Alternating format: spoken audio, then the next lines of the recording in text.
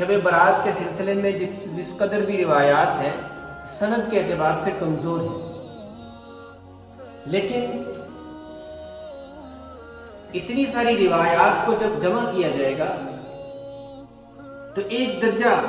قوت ان روایات میں پیدا ہو جاتی ہے۔ تو اس لیے شب برات کی فی الجملہ فضیلت احادیث سے ثابت ہے،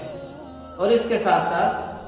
خیر القرون سے لے کے اب تک جتنے بھی اولیاء اللہ گزرے ہیں، علماء کرام، مشائخ اعظام، سب نے شب برات میں ذوق عبادت کا اہتمام فرمایا ہے۔ حدیث میں آتا ہے کہ اس رات میں فیصلہ کر دیا جاتا ہے کہ آئندہ شب برات تک اولاد آدم میں سے کتنے بچوں کی پیدائش ہوگی، اور یہ بھی فیصلہ کر دیا جاتا ہے کہ کتنے لوگ اس فانی دنیا کو الوداع کہہ جائیں گے۔ اور اسی رات میں بندوں کے اعمال اللہ تبارک و تعالیٰ کی بارگاہ میں پیش ہوتے ہیں۔ جو برے اعمال ہوتے ہیں وہ پٹخ دیے جاتے ہیں، اور جو نیک اعمال ہوتے ہیں وہ شرف قبولیت پا جاتے ہیں۔ اور اسی رات میں اللہ تبارک و تعالیٰ آسمان سے رزق بھی نازل کرتے ہیں۔ یہ سب باتیں اس روایت کی، اس رات کی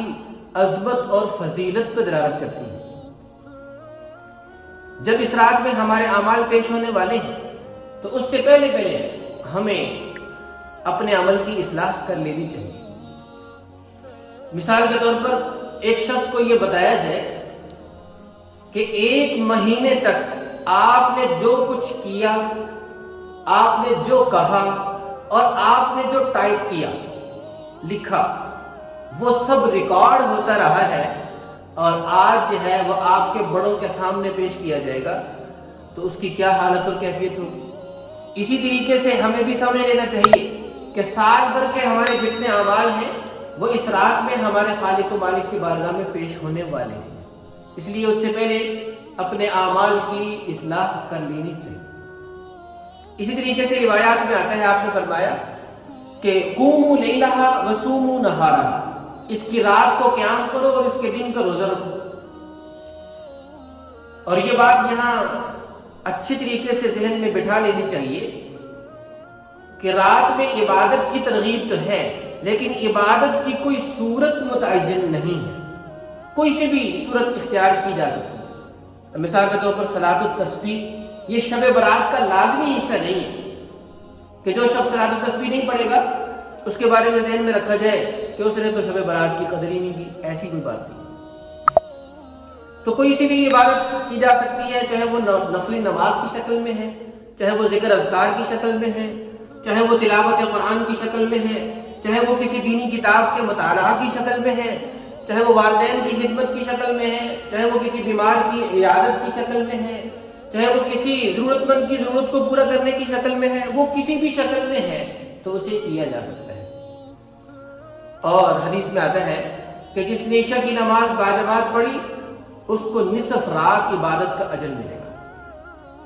اور جس نے فجر کی نماز باجماعت پڑھی تو اسے بھی نصف رات عبادت کا اجر ملے گا۔ تو صحیح مسلم کی ان دونوں احادیث کو جب جمع کیا جائے تو یہ بات سامنے آتی ہے کہ عشاء اور فجر کی نماز جو شخص بھی باجماعت پڑھتا ہے اسے پوری رات عبادت کا اجر و ثواب عطا کیا جاتا ہے۔ تو شب برات میں بطور خاص ہمیں ایک تو یہ کام کرنا چاہیے کہ نماز باجماعت، دوسرے نمبر پر جتنا اللہ تبارک و تعالیٰ توفیق دے اس میں عبادت میں لگنا چاہیے، اور مسجد کی بجائے گھر میں عبادت کرنی چاہیے، گھر کو مسجد بنانا چاہیے، گھر کو آباد کرنا چاہیے اپنے سجدوں کے ساتھ اور اپنی تسبیحات کے ساتھ، اپنی تلاوت کے ساتھ۔ اس کا بہت بڑا فائدہ یہ ہوگا کہ ہمارے جو گھر کے افراد ہیں ان کو ایک اچھا ماحول ملے گا، اور ان کے ذہن میں یہ بات نقش ہوگی کہ شعبان کی 15ویں رات میں ہمارے بڑے گھر میں اس طریقے سے عبادت کا اہتمام کیا کرتے تھے۔ جیسے ہم اور چیزیں اپنے بچوں کو سکھاتے ہیں تو ذوق عبادت سکھانا بھی ہماری ذمہ داری ہے، ان کی گٹی میں ڈالنا۔ تو اس لیے ہمیں چاہیے کہ ہم اس رات کی خوب قدر و منزلت کریں۔